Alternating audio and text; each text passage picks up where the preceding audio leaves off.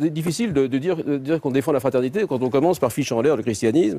Quand même, pendant des siècles, les gens ont entendu parler de l'amour du prochain à tous les sermons. Ça devait faire quand même quelque chose dans la sensibilité aux souffrances d'autrui et à la volonté d'aimer autrui. Mais j'admets que même d'un point de vue purement laïque et naturel... Pardon ? Au cas où vous l'ayez oublié, c'est une phrase du Lévitique. Non, mais d'accord, mais il se trouve qu'il y a plus de chrétiens en France que de juifs. Mais juste pour vous rappeler que ce n'est pas le propre du christianisme. J'entends bien, il y a une continuité entre l'Ancien Testament et le Nouveau Testament, j'en suis bien d'accord. Ce n'est pas l'Ancien Testament.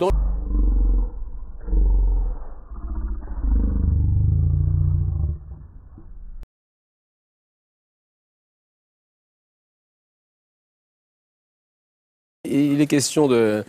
Enfin, on a commencé sur des chapeaux de roue avec cette querelle Attali-Zemmour. Et moi, j'étais assez charmé, parce qu'en fait, je suis d'accord avec les deux. Et alors, il faudrait que j'explique pourquoi on peut être d'accord avec les deux. C'est que il est vrai que la France est le fruit d'une très longue histoire dans laquelle il y a eu beaucoup d'apports étrangers. Mais si vous voulez, vivre ensemble, c'est la chose la plus difficile du monde. Aucune société n'y est parfaitement parvenue.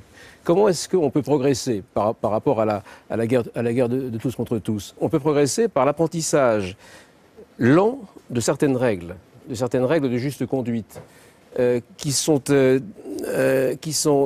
mettent en place par essais et erreurs, si vous voulez, par des millions d'essais et d'erreurs sur de très nombreuses années.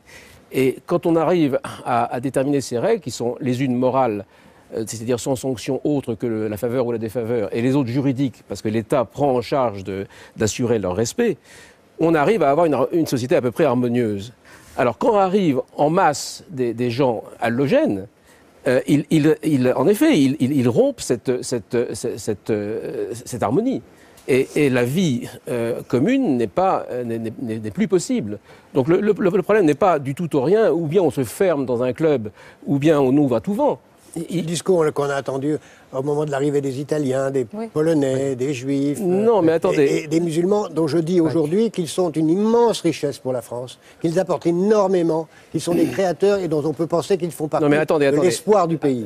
Pas seuls, mais ils sont une grande partie de l'espoir du pays. J'observe que les gens dont vous êtes proches, bien que je vous dis bienvenue au club libéral. Hein, je suis libéral politiquement depuis toujours. Vous l'avez été depuis toujours, même quand vous travaillez avec les socialo-communistes. Je suis très fier de l'héritage social-démocrate, qui est le vrai porteur du libéralisme politique, alors que le libéralisme économique est la destruction du libéralisme politique. Et même quand vous annonciez la domination du socialisme autogestionnaire, vous étiez déjà libéral. Mais évidemment, parce que l'autogestion telle que je l'entends, c'est le libéralisme. C'est le libéralisme politique, c'est même l'extrême du libéralisme politique. Je voudrais terminer mon propos, parce que je vous dis, je scie entre deux idoles. Faut pas d'idole. Éric Zemmour a dit que les Français, qu'il y avait des Français qui ne voulaient pas être métissés et qui éprouvaient en effet une peur. Toute peur n'est pas mauvaise en soi. La peur fait partie de la nature humaine. C'est le début de la sagesse. Et alors, moi j'observe simplement que la famille politique actuellement au pouvoir a voulu donner le droit de vote aux étrangers, mais que les Français, eux, n'ont jamais eu le droit de voter sur l'arrivée des étrangers. Ça vous a jamais frappé, ça? Non, mais le seul pays qui interdit l'arrivée des étrangers s'appelle la Corée du Nord. Bienvenue au club de ceux qui le souhaitent. Vous savez, c'est pas vrai. Mais évidemment que c'est vrai. Mais non. Aucun pays... Le Japon a très très peu d'immigrés. Ah, très bien. Voilà un excellent exemple. Bah oui. Le Japon est une île. Vous le savez, ça? Et l'Angleterre aussi, c'est une île, vous le savez? Très bien, mais l'Angleterre est ouverte. Bah oui, c'est bien ce que je vous dis. Donc vous voyez que ça n'a aucun rapport. Eh bien, si, ça a un rapport. Parce que l'Angleterre est une île ouverte au monde depuis toujours, ce qui n'est pas le cas du Japon. Et le Japon est, lui, véritablement en train de se suicider démographiquement. C'est-à-dire à l'inverse de ce que vous croyez. Mais vous savez, la démographie est le vrai suicide. Il y a des suicides par la démographie différents.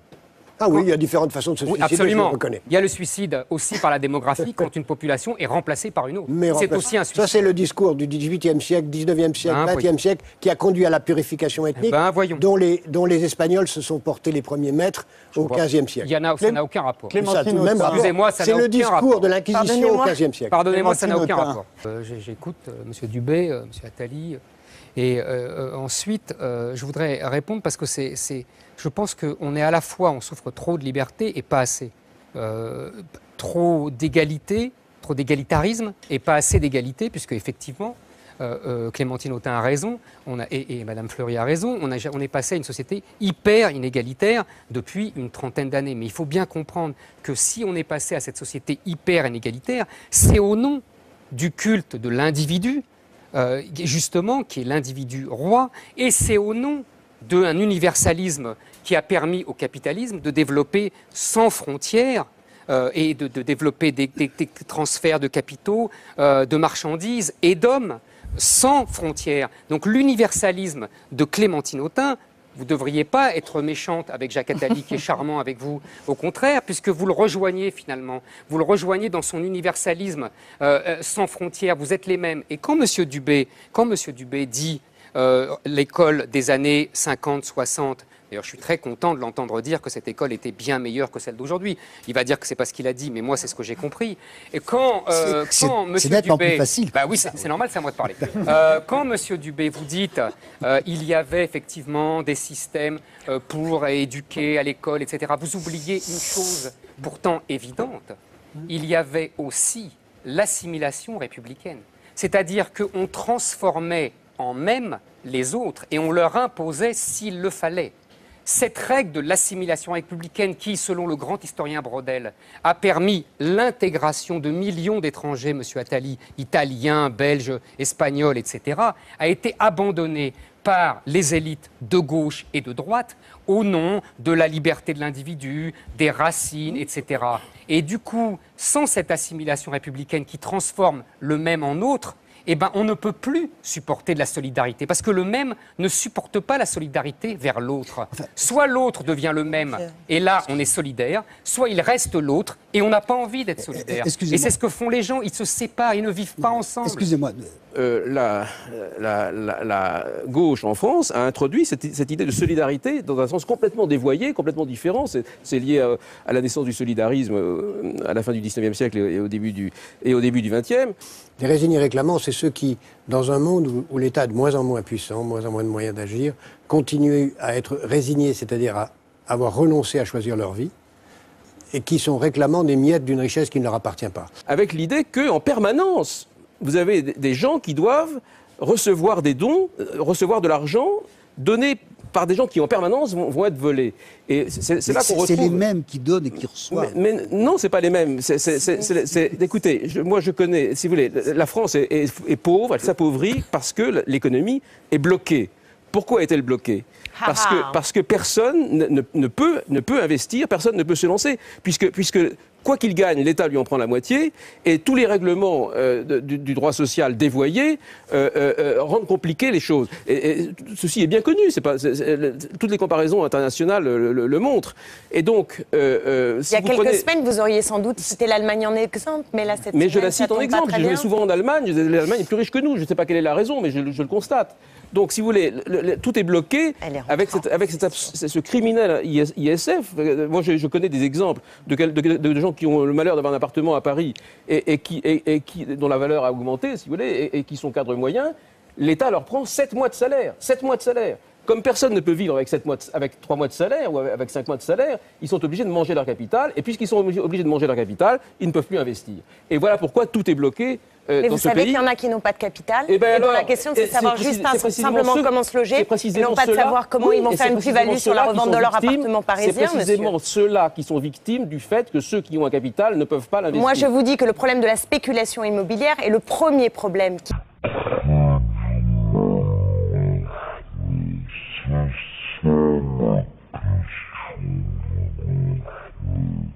C'est pas d'abord de savoir s'il y a 7 mois pour un couple qui a pu déjà s'acheter un logement.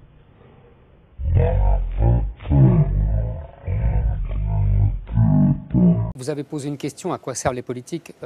Il faut bien comprendre aujourd'hui, à rien. C'est-à-dire qu'ils n'ont plus le pouvoir. On sera au moins d'accord là-dessus. Ils n'ont plus le pouvoir, ils ont été dépouillés du pouvoir, ou plutôt, d'ailleurs, ce qui les historiens de futur seront intéressés, ils se sont eux-mêmes dépouillés du pouvoir qu'ils avaient. Plutôt ça, oui. C'est quand même intéressant, historiquement, et presque psychologiquement. Donc aujourd'hui, ils ne sont rien, ils ont donné, alors les politiques français et européens ont donné le pouvoir à une oligarchie européenne qui règne au nom du droit et de la norme. Mais qu'est-ce que vous avez contre le droit ? rien quand si vous voulez, quand il protège les individus, c'est très bien. Quand le droit empêche les individus d'être protégés, ça devient grave. Donc c'est tout. Là, on est dans une situation où maintenant on est passé dans la deuxième catégorie.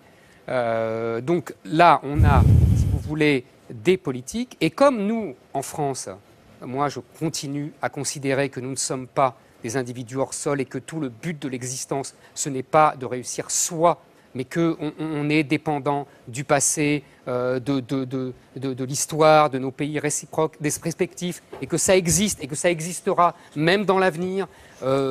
Voilà, donc si vous voulez, en France, on a l'habitude, on a été forgé par l'État, c'est une nation millénaire qui a été forgée par l'État, et donc sans notre État, on est perdu. On est même plus que perdu, non pas parce qu'on est des minables, mais parce qu'on est malheureux. C'est pas la même chose, vous comprenez? Et quand on vient à la télévision dire « mais c'est formidable, il faut continuer, il faut réussir soi-même, il faut